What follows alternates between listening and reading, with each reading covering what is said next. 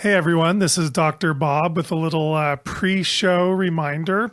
This Saturday, February 29, here in Los Angeles in Brentwood, Melissa and I are having our first fundraiser for this year.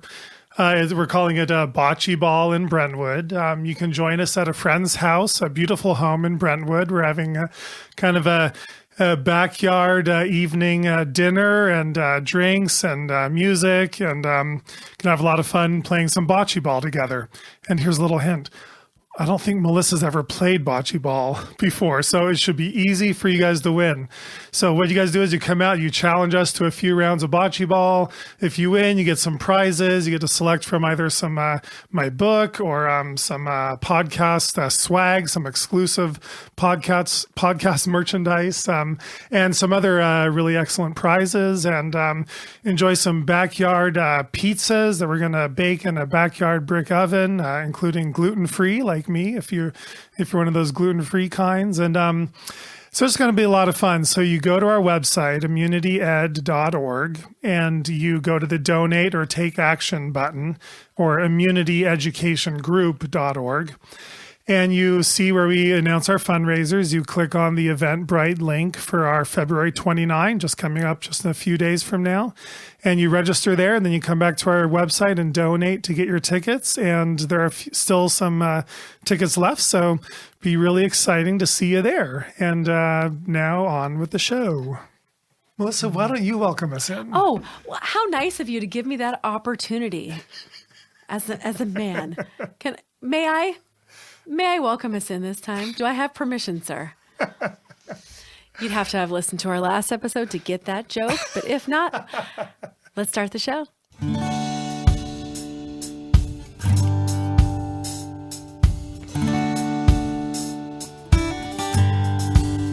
When you open the door for somebody else. Welcome to the Vaccine Conversation with Melissa and Dr. Bob, It's everyone. your cool Melissa voice. Da, da, da. We haven't done accents in a while. No, we haven't. We haven't done it all in season 2. So here's what I feel like. I feel like there are some people that just heard that and they were like, thank God. How many of our listeners just heard that and they were like, oh my God, it was my least favorite part. But I do get messages. I got a message today about loving the accents. I got one a couple days ago. How many of you are thinking, yeah, I do miss those accents? Huh. It's late. I don't know which group I'm going to have to side with. I'm here. not really in an accent mood, are you? Did I ask if you were going to do accents?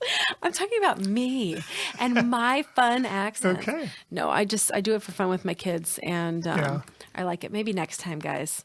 You're going to hold out for a little bit. I have an announcement. I want to tell everybody that I have released my volume 2 of my VaxFax postcards. Yes. And here's why I have to tell you like this, because I am constantly shadow banned on Facebook, which means a very small percentage of people are even seeing my posts. So a lot of people that purchased VaxFax 1, which was, the 3 basic multifax, aren't even seeing it and don't even know that this has even come out. So I am going to let you guys know on the podcast, because last time I had a lot of people that heard about it on the podcast come reach out to me and say, and sometimes you can't send me a message, so send it through Immunity Education Group Facebook page if you can't. So let me tell you a little bit about them really briefly. Volume 2, VaxFax. It starts out at the beginning saying, my child was injured by vaccines. So this is in alignment with our Jimmy Kimmel experience that we had. And this is about changing the narrative and normalizing vaccine injury in the sense that we are going to bring it to the public to let them know this is not rare and we are not going to hide this anymore, and we're going to talk about it more, and it's going to be in your face, and people are going to start hearing about it so that they can be aware that this is happening. Again, like we always know, the majority of who people call anti-vaxxers are, parents or family members of somebody who's suffered an adverse reaction. So people just don't think they're happening. And that's our job to change that message. So it says, my child was injured by vaccines. And then it goes on to describe how vaccines, like all pharmaceutical products, have side effects for some. And it continues that mandates, state mandates for work or school are unethical and discriminatory. So I have people ask me, my child didn't have a vaccine reaction. Would these still be good for me? And yes, and I'm going to tell you why. Because every single person is representing a family member or a close friend or someone that they care about that has had a vaccine reaction. A lot of us, almost everybody that I know, if it didn't happen to them, they're familiar with, they can list, 10 to 12 people in their life that they know that have been negatively affected, by vaccination. And again, it's not to say that it happens to everybody, but it does happen to some. And so what we have to do is represent those children. Mm-hmm. And it doesn't have to be your personal experience, but the message of children being injured by vaccines has to be put out there, because we're now in a state where we have mandates happening that are forcing them on children, and they are taking away rights for children who are already injured that cannot be vaccinated further, are going to be losing their right to an education. So this is no longer about, it happens to some and it's a rare thing. We have to bring that to the mainstream public so that people understand why these mandates are ethically wrong. So on the back of volume 2, it talks about vaccine injury, some of the basic adverse reactions. It talks about genetic susceptibility and how new research is pointing to that, and just now starting to point to that, and why each body is individualized, like we talked about with Dr. Exley. Everybody's body is different. Their ability to detoxify is different. For some children, it's one vaccine. For some, it's 20 doses. You don't know the tipping point for your child. There's no way to really know ahead of time. So this idea of genetic susceptibility as it relates to drugs, and yes, vaccines are a drug just like anything else that has side effects for some. That's the point that we're trying to bring, again, to the mainstream public. Genetic susceptibility is something that people need to start paying attention to. It doesn't happen to everybody, but it happens to some. Why? We don't always know why, but we know it's happening. And then the third element, the third subtopic talks about medical exemptions and the things that don't qualify for medical exemptions, and how vaccine injury is not rare. It is just rarely reported. So if you do not have a child, and you're lucky enough to not have a child in your own household that has experienced moderate to severe vaccine reactions, this card still represents the family members or friends that you support in this movement. And it stands up for the voices of those children who have been injured. And it's so sad to say, the majority of these kids that have been severely injured, their parents are not able to be involved in this movement because they are literally spending their time caretaking full time. They're so distraught and exhausted from the years of what they've gone through that they're not the ones out there fighting. So we need some of these other mothers and fathers stepping up and being the torch, lighting the torch for those families. And so this card represents those children. Mm-hmm. So this does not have to be your own experience. I mean, it was my experience, and this is why it's personal to me. And I know it is the personal experience of many people that I know.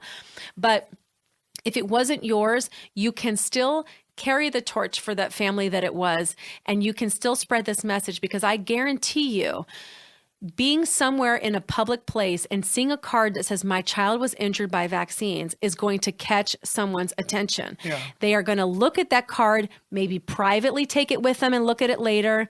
It's not shoving anything down anybody's throats. It's just trying to tell you some kids get hurt. It's a pharmaceutical product. You already know their side effects to every other drug. This is the same. Here's what can happen. Here's what's happening with mandates. Here's what science is saying.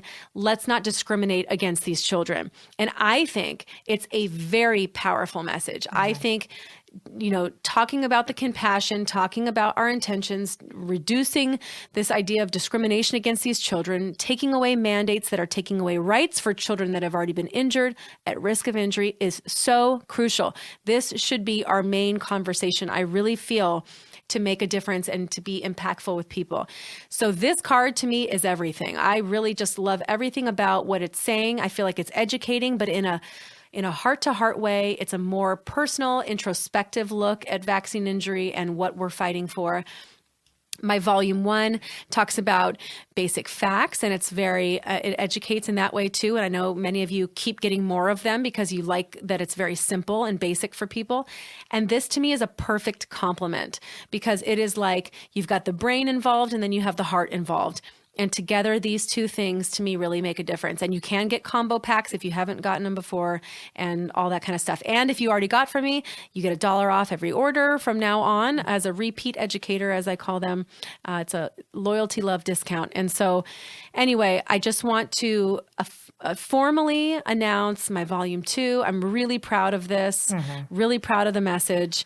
I want to see these cards everywhere. I want to see these cards, every public place I'm going to see these stuck different places so that I know that message is getting out. So I need you guys to get them so you can be putting them everywhere because I want the public to understand that vaccine injury is a thing and it's happening. So if you can't private message me on Facebook, you can message me on Instagram. If you can't get through there, try our Immunity Education Facebook page. I write back to everybody's messages. Yeah, and then people could email immunityed@gmail.com, immunityed@gmail.com. That's our email address on our website, and we'll get it that way too.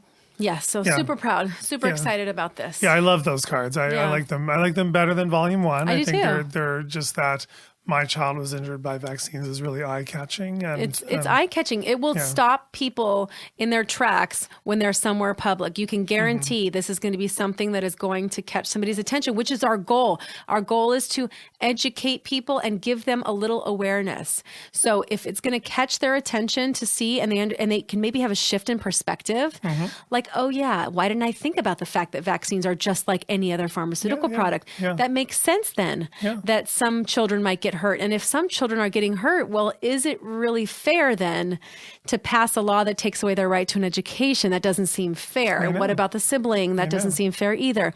This is the conversation we want people to have. Right. Again, this is not about trying to convince somebody else to take actions in their own personal world as it relates to medical interventions. That's everybody's individual choice. It is about opening eyes to why there is a movement for medical freedom. Yeah. Why do we even exist? I got news for you. We wouldn't exist if there was not injury. Right. The injury is perpetuating this movement. Right. And so we have to start talking about the injury.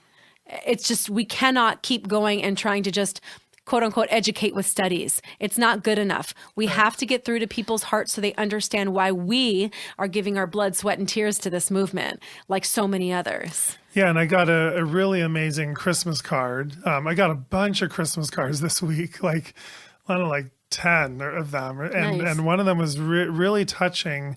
She said that she's raising all her children vaccine free. And she says it's because she heard the message from so many friends who have vaccine injured children. And she wanted us to know, she wanted you to know that your message is getting out there, that, she's, heartbroken that, that kids have had to suffer vaccine injury, but that message is getting out to families who then are deciding they're not even going to take that risk with vaccination, and they're going to just raise their kids vaccine free from the beginning. And she wanted just basically to express her appreciation and how vocal we are, and how vocal the families of vaccine injured children are, because it lets them know, it lets other families know that there is risk, and they investigate the risk, and they weigh the risk benefit, analysis, and they decide to opt out of vaccines. And so she really expressed her appreciation. And to me, that was kind of touching. And I almost feel like that's certainly a growing part of this movement, and might even be a bigger part of this movement, over the last number of years, now that everyone's rights are being taken away. It's become a civil rights issue and an issue of discrimination. And we can't stay quiet about it. Parents, if you have a child who's been injured, had adverse reactions, in again, it could be moderate, but moderate is a big deal when you have 40 to 50 more doses coming down the line. that moderate could turn into severe with just one more dose. And that's the thing, is like, these are warning signs that you get little bits at a time. If you're one of those parents, there's no reason for you to be staying quiet about this, because every time you stay quiet, people think it's not happening. So we have to be loud about this. We have to let people know. I mean, I feel like it comes up in most conversations I have, if I can segue in one way or another. And that's because I feel like this passing exchange with this person could make a difference in their life. If I just acknowledge something that is our truth, it happened to us, and I want them to know it happens, period. And so we have to do this. You don't have to, have a podcast. You don't have to be that vocal in this movement, but you need to be that vocal in your circle and in your community. And we've talked about that before. Yeah. And anyway, so that was my announcement. So today's episode. Yeah, this is very interesting. You guys, super excited. Coronavirus. Not Corona Extra. Coronavirus. Not Corona with limes on them. It's coronavirus. And it's not that I've been requested. I mean, we get a lot of requests for topics. I wasn't necessarily given requests for this, but I came across this and I texted Dr. Bob. I was like, you know what?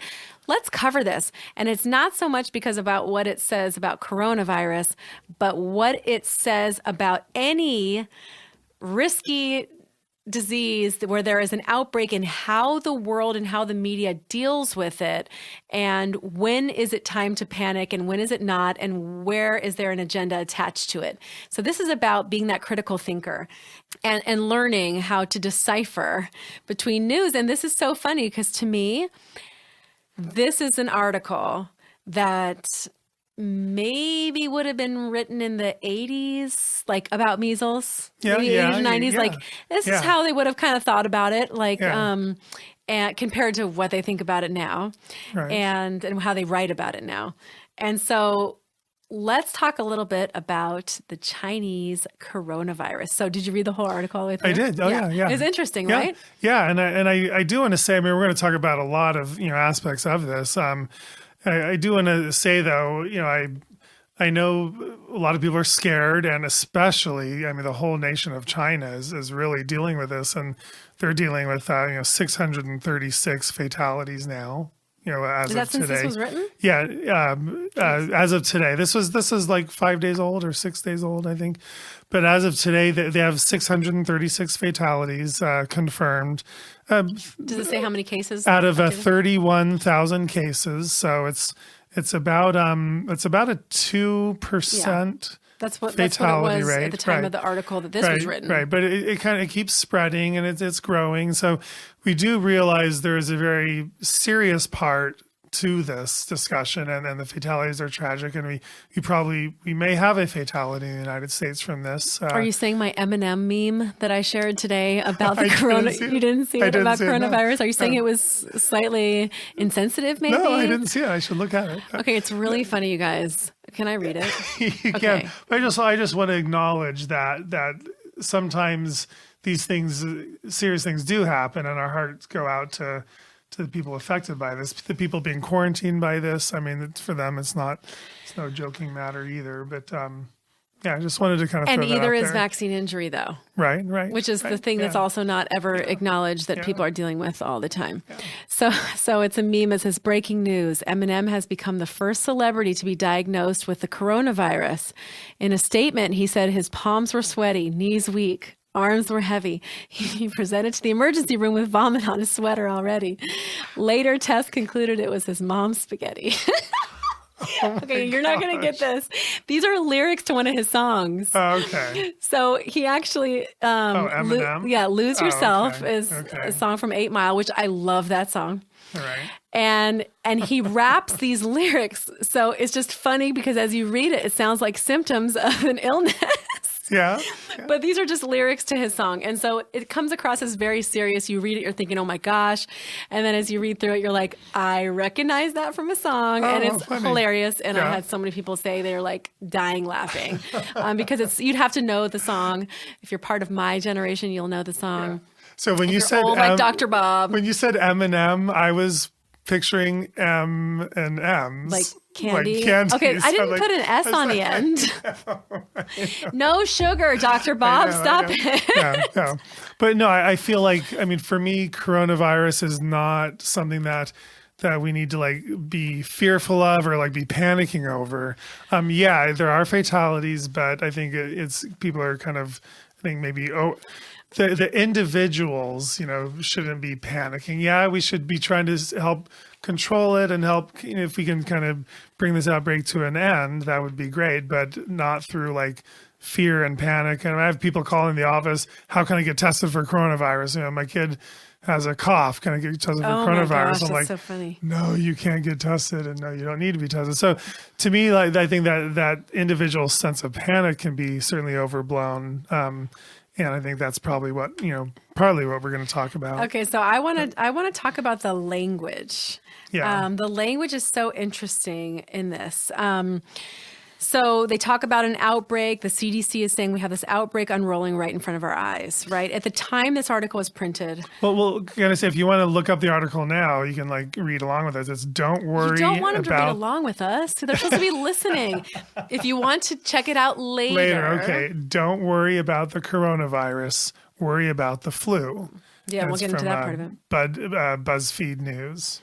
Okay, so at the time of this, it was about 8,000 people there have been 8,000 cases, I said, causing over 170 deaths. So again, this is a 2.2% fatality rate. From reported cases. From reported cases. There are probably 10 times as many. It says real that later, cases, and I was going to get to that. It says the Chinese government quarantined 50 million people, banning travel. And it says all the air travel related cases were all non-fatal. So they were people that had visited Wuhan, China, and had traveled somewhere else after that, but they were all non-fatal cases. And I just even that alone, just bringing all non-fatal into the language right at the beginning is something you will never see in an article about measles, because all the cases are non-fatal with measles every single year. And it's been that way for 10 years as it relates to kids, at least. Yeah. They're acting like it's so surprising that there's non-fatal cases. But I mean, even though they're trying to calm you down by saying, oh, by the way, but nobody's died, so don't worry, that has traveled outside of the country. They don't do it anybody that has looked at measles statistics in the United States understands that nobody is dying from measles here either. But there is like panic every single year to the point that they're getting all these states to pass laws to take away rights and to put at risk, children who are already susceptible for injury. It's just so funny to see something that has a higher mortality rate, by the way. 2.2% is much higher than the mortality rate for measles. Oh, yeah, way higher. And so a higher mortality rate, but they're like, oh, but it's all non-fatal. And even the headline, you shouldn't be worried about coronavirus. It's just funny, the lighthearted approach they're taking. Every chance that they get in this article, they follow up with something like, oh, but it's not that big of a deal. Oh, but it's not that big of a deal. They do the opposite with measles. Literally the opposite. Yeah. And so anyway, it says in the U.S., at the time of this article, there are only 6 cases in the United States. So we're talking about this crazy panic with 330 million people, and there are only 6 cases. Right. And these are, again, people that travel directly from China. And then see how they throw right in here. The general risk to the public is low at this time. They just want to make sure you know there's no real risk here. And it's like, but they never do that with measles. They tell you this thing is so contagious. Kills people left and right. You're at risk every chance that, if you're anywhere in the United States, you're at risk unless we pass all these laws and you shame all these people that are opting out. But it says, even with this not so serious thing, it says the first new disease outbreak in the social media era, which is funny. It's like, they think it's like a fun thing, has been defined by panic and uncertainty. Quote, an onslaught of sensational disinformation has spread like wildfire. And they say, along with overt propaganda and censorship from the Chinese government. I'm reading this like, I'm sorry. were you talking about our government as it relates to measles? And now you want to look at this from an objective standpoint. We're going to talk about coronavirus and look at this propaganda. Oh my God, there's censorship happening. Like, oh, could you imagine? And I'm reading this thinking, like, sensational disinformation. Where have I heard that before? Panic and uncertainty. This all rings a bell. Like, as I'm listening, I'm thinking, do they not understand? And I'm sure BuzzFeed is just as guilty. Do they not understand they're guilty of the Yes. exact same thing? Absolutely. Is that not so shocking that they're sitting here pointing it out about somebody else? Like, can you believe that? Meanwhile, this is the same stuff we've been dealing with for the last 5 or 6 years intensely as it relates to the U.S. media. I mean, this is like unreal to me. And then they're saying on YouTube, you have these conspiracy peddlers talking about the dangers of this thing. Those people are the conspiracy theorists now, the ones who are saying it's dangerous. Yeah. And then if you're one of the ones who says, hey, measles, the wild infection, is not that risky, then you're a conspiracy theorist. Yes. Yeah. It's all about what very is to interesting. gain and where is the agenda, who's pushing the narrative. It has nothing to do with the disease. It has nothing to do with how dangerous it is. It has nothing to do with whether there really is a public health threat, and it's not just information they're giving you guys. They are literally shaping the entire story based on the business behind it. And in this case, guess what's not available yet? Right. A vaccine. A vaccine for coronavirus. Not to say it's not in the works, because it is, Right. but it's not available yet. So they cannot universally recommend this yet. And there aren't enough cases for people to be on board with that. So what they're doing is actually looking at it pretty logically, wouldn't you say? Yeah. It's kind of the way we look at measles. Right. We break down things the same way. Well, this is what it says, but also there have only been this many cases, or they're all non-fatal, or whatever the statistic may be. It's just ironic to me. As I was reading this, I was like, this is like what the world should look like as it talks about measles in the United States. This is what an article on measles should be. Yeah. Don't panic. You can even say, don't panic. You should be more worried about the flu. You can even Right. say that. Don't panic about measles. You should be more worried about the flu. Yeah. People die of the flu every year in the U.S., but they don't die of measles. But you're right. The panic is all about the measles. Because there is an agenda there, and because this is a business. And even their subtopic right here, the coronavirus is infectious, but that shouldn't cause panic. That's so funny.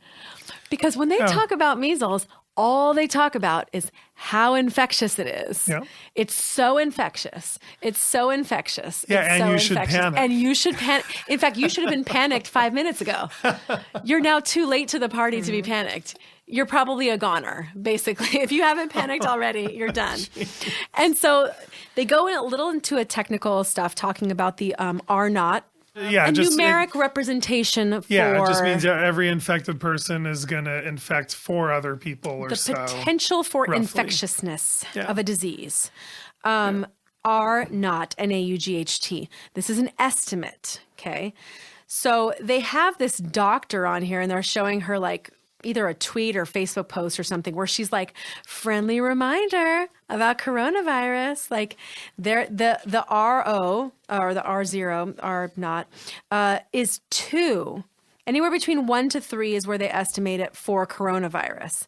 And they're saying that doesn't, but she says it doesn't necessarily mean that every case will infect 2 other people. I guess in some cases it can be more, in some cases it can be less. Right. But they're saying this is also a snapshot in time. This is only what scientists know at the time.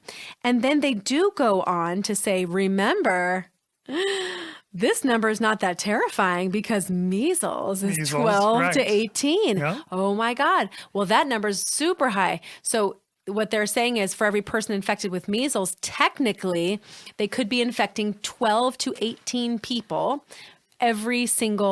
with every single case. That's not really what happens. But they're saying that's how highly contagious measles is. And this is only a 2 on that scale. Yeah. And there's something related to that in the New York Times. I read this New York Times article, and I was trying to see like what facts in there kind of fit into this BuzzFeed article. And of course, the New York Times, their approach to it isn't the same tone as the BuzzFeed, but they love to highlight the difference between coronavirus and measles. And in coronavirus, they say the virus only travels about 6 feet away from an infected person. You cough or sneeze and the droplets fall to the ground. So they're on the ground, so they're not likely to infect you. But measles can spread up to 100 feet. And it stays in the air for hours. It doesn't fall to the ground. It stays in the air. So they're like very quick to highlight how much more serious and potentially contagious and dangerous measles is, even though the fatality rate of coronavirus is way higher than measles. And people aren't dying in the United States of measles either. Right. But they want you to continue to be scared about it. Right. So for people that don't know, coronavirus is one of these things that jumps from animals to people, just like the family that they are in, like SARS and MERS as well, and the outbreaks that they had. Yes, I want people to know that this is not like, it's not like coronaviruses are not new. They've been around a very long time. And you're right, we had the SARS outbreak. SARS had a higher fatality rate than this coronavirus. MERS was from the Middle East. It had an even higher fatality rate. Those were way more serious than coronavirus as far as the fatality rate goes. Those outbreaks were quickly brought to an end. And I think the difference of coronavirus, so you're right, it's a family of viruses called coronavirus. They haven't come up with an interesting name for this one, like SARS or MERS. So they're just calling it coronavirus, and making it sound like it's new. But no, these have been around for as long as we've known about viruses. And so it's just somehow a new strain that was in animals, probably bats. They think maybe bats. Or maybe snakes. Maybe snakes, yeah. And then that kind of got into this, this food market in China, and that's kind of how the outbreak started. But it's not like it's a new virus that came out of nowhere. This has been harbored in the animal population there, and then it makes itself known in humans, and then we're not prepared for it and causes huge outbreak. What's interesting with SARS is they said the contagion ratio for that was a 3.0 on the scale. And you're saying it was even had a much higher fatality rate. Yeah. But with only a 3.0, and then you've got measles at 12 to 18 on that same scale, and in the United States at least with the 0 fatality rate. Like it's interesting how something can be contagious and it doesn't have to mean it's deadly. Right. And so to compare this, I mean, if you were around when SARS happened and you were not worried about SARS, then you don't necessarily have to be panicking or super worried about coronavirus either. Because again, the SARS fatality rate, in fact, I have it here, the SARS fatality rate was it killed, out of 8,000 cases, it killed almost 800 people. So it had like a 1 in 10 fatality rate compared to the 1 in 50 fatality rate out of reported confirmed cases of this coronavirus.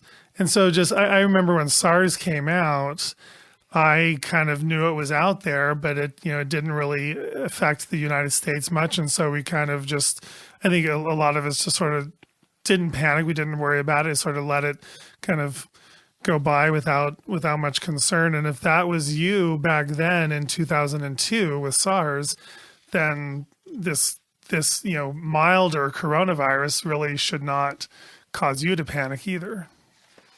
And, one of the things also like way later in the article that they acknowledge is the deaths reported even in China are largely among elderly or people with underlying health conditions. Yes. And so we're not talking about a healthy person who's just totally fine one day and all of a sudden, gets a respiratory droplet and that goes into their body and all of a sudden they're dying. And the same thing I would want to say with, measles, the same thing, like when you do see a case, even the last pediatric death was a child that had had a kidney transplant or an organ transplant. We're not talking about a healthy kid that was just on a playground that got measles and died. The case in 2003, the last pediatric death recorded in the United States was a child that had underlying health conditions like, So they tell you that the deaths reported by China are in the elderly or people with underlying health conditions that put them at high risk for pneumonia. And because this is a respiratory virus, it puts them at high risk for pneumonia. Obviously, that's a, quote, complication from measles as well.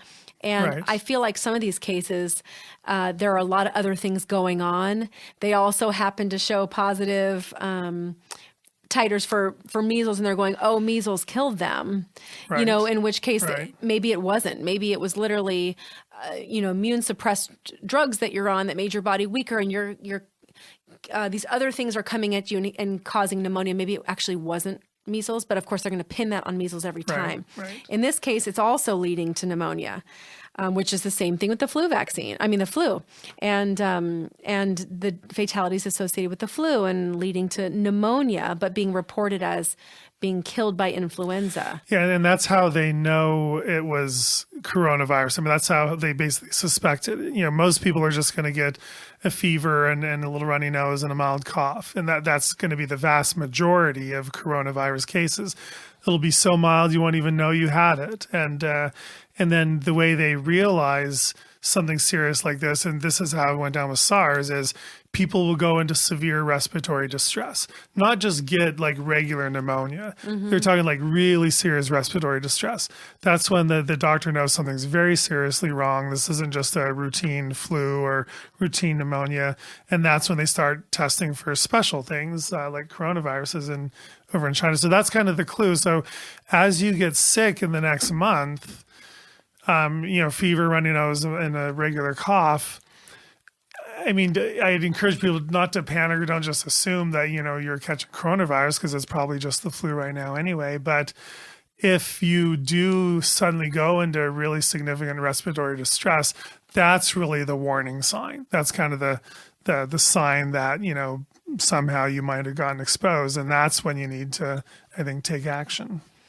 And so they basically estimate about a 2.9% mortality rate, but do say that number is likely to decrease as more mild cases are documented. And Right. again, the same thing as, for measles. When you have the numbers that you are hearing reported that they take to use for their numbers of complications or hospitalization or fatalities are based on those who are seeking treatment. Yeah. There are so many people that just run the course of the illness without ever documenting it, and they're not seeking treatment because they don't need to, because that's how mild it is. But you know what really got me? What really got me in this article was when they were talking about China's response to this new coronavirus and how people are calling it, experts are criticizing China, calling their efforts excessive and ineffective. And it's saying because they are putting these travel bans forward. So it was a quote by the Center for Global Health Science and Security at Georgetown University, Georgetown. Okay. She quotes by saying, broadly applied interventions, such as travel bans, can cause public panic, impede individual rights, Right. and lead to secondary effects. Now, all of a sudden, people care about impeding individual rights. Isn't that interesting? We're talking about something that is highly contagious, can be passed from person to person. It's communicable. But let's not go too far, because we might be impeding individual rights if we're forcing people not to be able to travel and do. I'm like, yeah, that's what we've been saying for so long now. Right. Now you're concerned with impeding individual rights? Like, what a joke. She says instead that they should do social distancing measures. That's what they quote it, which is preventing people from riding buses or trains. And I'm thinking to myself, is this kind of indicative of what's to come? And where they're it seems like this is, they always drop little hints when you see people interviewed that come from, public health departments or the medical establishment. Well, it's interesting. There's a story today says that the Pentagon they're setting up military bases where they can house quarantined Americans who are like flying back from China, and they don't want people to just go home. They want to basically keep them quarantined for the couple week period that'll take to see if they're infectious. Like what happened with SARS, they basically jumped all over SARS back in 2002 and quickly brought the outbreak to an end. Like they have all these major measures and it quickly, went by the wayside, and we haven't seen it since. We haven't seen it in however many, 16, 17 years. And so I think that's what they're trying to do. I think they're trying to think, if we just jump all over this really hardcore and quarantine everybody and take all these, super invasive measures and, interfere with people's individual rights, can we bring this to a quick end before this gets, before this really kind of goes worldwide? Again, the fatality rate is not 2% in all cases; it's reported cases. So there's probably, I mean, if there's at least 10 times more cases that they're not even identifying because it's such a mild disease in most people. So if that fatality rate is really like 0.2%, what is that? 1 in 500. I mean, if this really goes worldwide, it's going to kill a lot of people. So should we go through all these efforts to like shut it down while we still can, or do we let everyone have their individual freedoms and individual rights and let this disease kind of spread and kind of, take its natural course? I don't know. I mean, it's a tough call. I feel like a travel ban know. makes sense. Like if you know Right. it's isolated to one area until you can have more information at least to find out if it's going to die down, and then you go, okay, this is a time to allow for.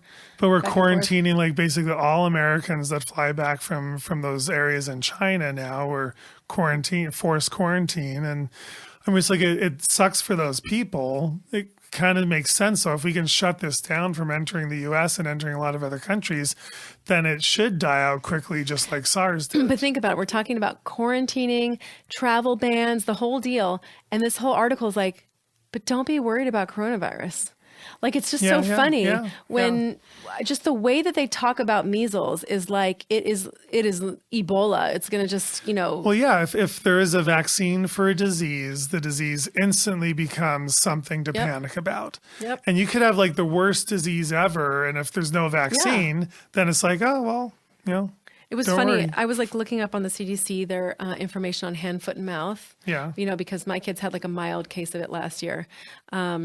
And all of the symptoms almost directly, perfectly matched what the CDC says about measles. Like as it lists the symptoms, both on the CDC website, they're almost identical. But it was like, hand, foot, and mouth is a mild childhood disease, Yeah. Because there is no vaccine here. But I told you there is one in China that they're working There on. is one in China, and there are fatalities from hand, foot, and mouth But disease. they don't matter because there's not I know, 'cause a there's not a for vaccine. everybody. You're Yeah, right. I mean, No, you're so right. If there's not a vaccine, the CDC will just totally reassure you. You're fine. Don't worry about it. Just like this. Yeah, most Coronavirus, cases are natural. Or Don't mild. worry. So what they do, they go, don't worry about this. It says people in the U.S. should be way more worried about the flu. Guess what they do have a vaccine for? I mean, do you see what they Right, did? right, yeah, They yeah. literally take your focus off of this thing here because we can't really do anything over here. But look at this shiny new object over here. We have a flu vaccine, Yeah. and everybody should be getting the flu vaccine.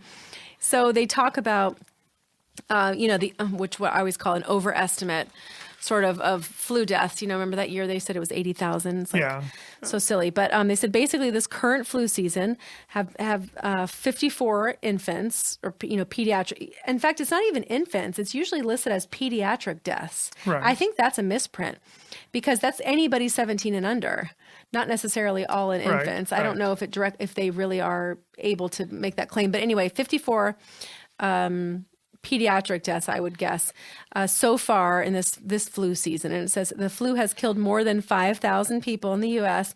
So flu season is almost over, Right. after March is kind of, and they're saying there's only been 5,000 people that have died the entire season. This is their estimate, which we know is higher. It says mostly through the associated pneumonia. I still don't understand how 2 years ago they said it was 80,000. And again, that was their estimate. Yeah. But 5,000 in the season's almost over.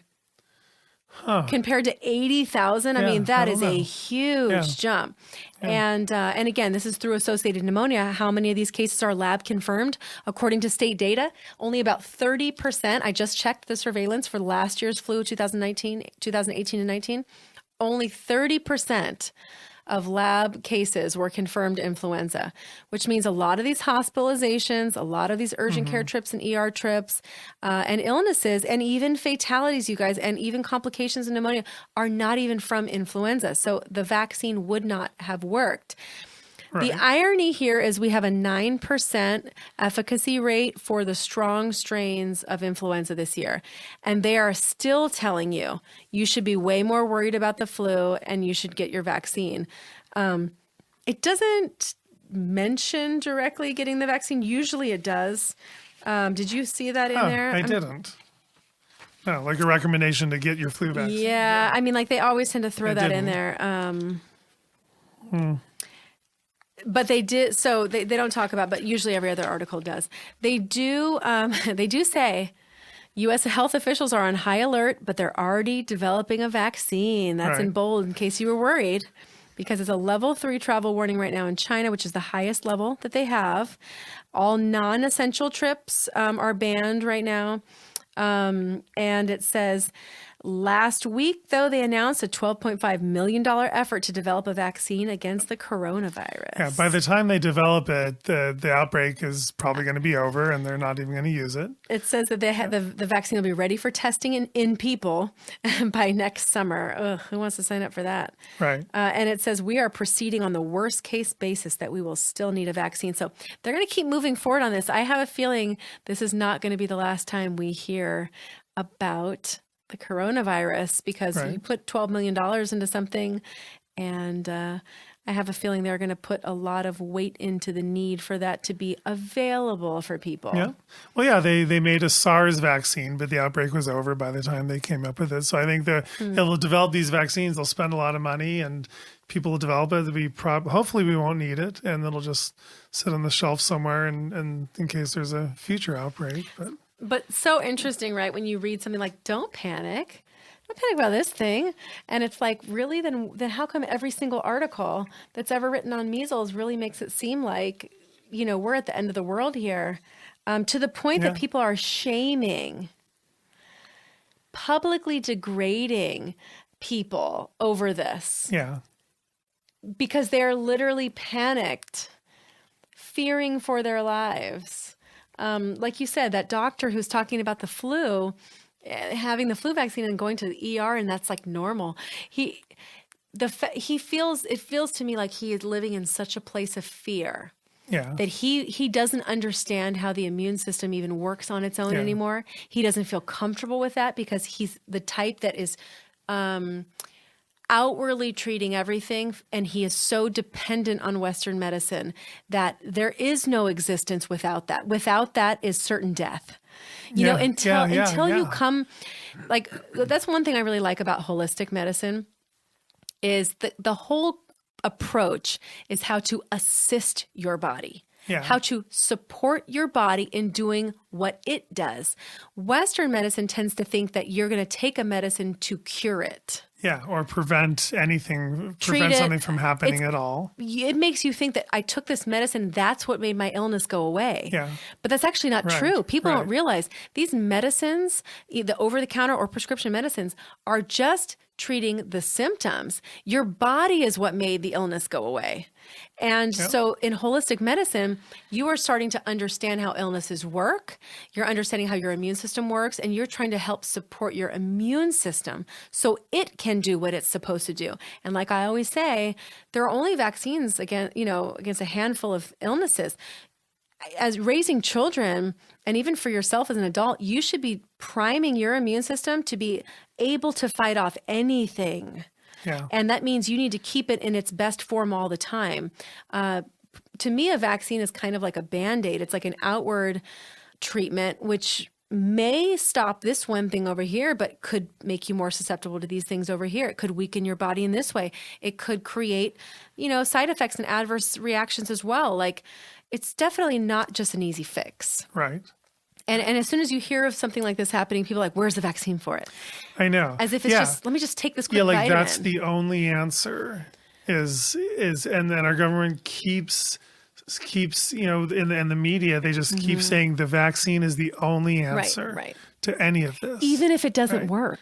Right. What's funny is a vaccine could be made for this, and they would have not done any testing to find out if it even works because this is all so new. People won't even care. They'll be so afraid of this coronavirus that they're going to sign up to get this vaccine, hoping it works or assuming all vaccines work. Yeah, they won't have to prove it works. They'll just have to prove that they create antibodies in your bloodstream and that it is, relatively safe to use, and then people will jump at it. It's kind of funny in the general public. You have two types of people when it comes to the flu vaccine.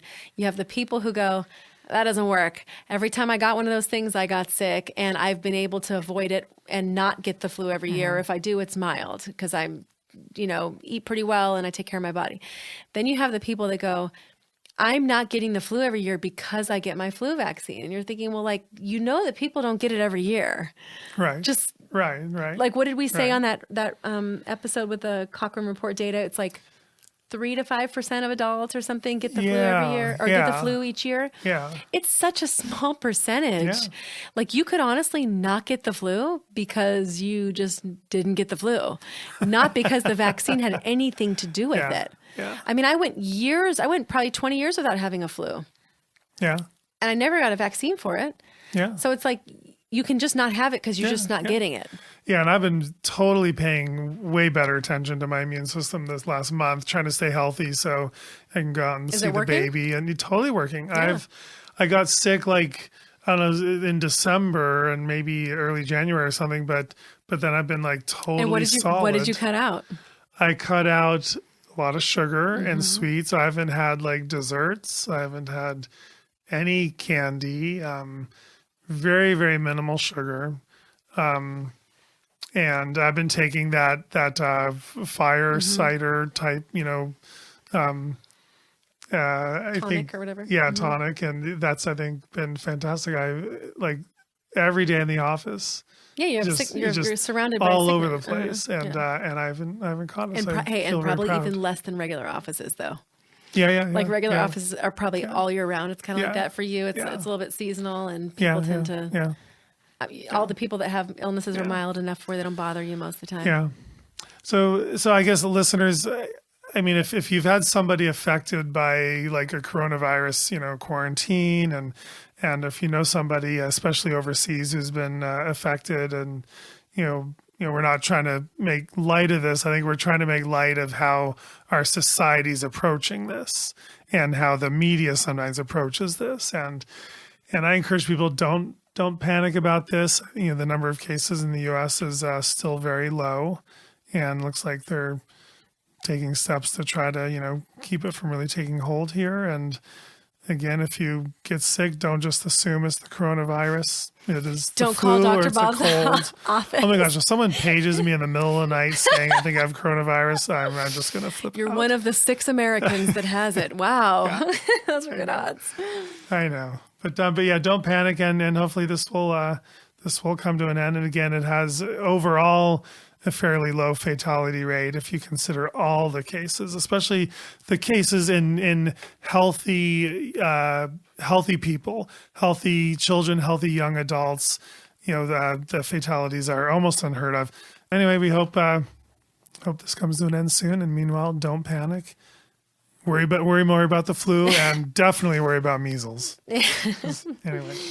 But only worry if it's an illness with a vaccine. Yes. If it doesn't have a vaccine, you don't need to worry. It's just mild. Your body will fight it off. It's not a big deal. Anyway, thank you guys for joining us for this episode, and we'll keep bringing you some good stuff. Podcast tour coming up. So excited about that, and we're going to be having cool topics to bring to you live. So that's the exciting part there. Yep. I kind of feel like we're saving any of the most amazing topics we haven't done yet. I almost feel like we're saving them for the tour. And so because there are things like we know we haven't done yet that we totally want to do. But it's like we really want to research and put it together in a very solid way for the tour. So and we're going to they will show up on this podcast too. They'll be recorded live, but they'll show up here, so you guys won't miss out. But anyway, it'll be fun. Well, I'm looking forward to it. I'm glad I don't have to plan it. Oh my gosh, you know what that was? That was totally like how's the planning going, Melissa? Because I'm nervous because I'm starting to get antsy about not knowing all the details. No, I let that go. I let that go like a month ago. So, right? We'll see you guys next time. On the vaccine. Conversation. Right now, we're gonna be the peace we wanna see in the world. Yeah, be the peace we wanna see in the world. Yeah, be the love we wanna see in the world. Be the joy we wanna see in the world. Be the change we wanna see in the world.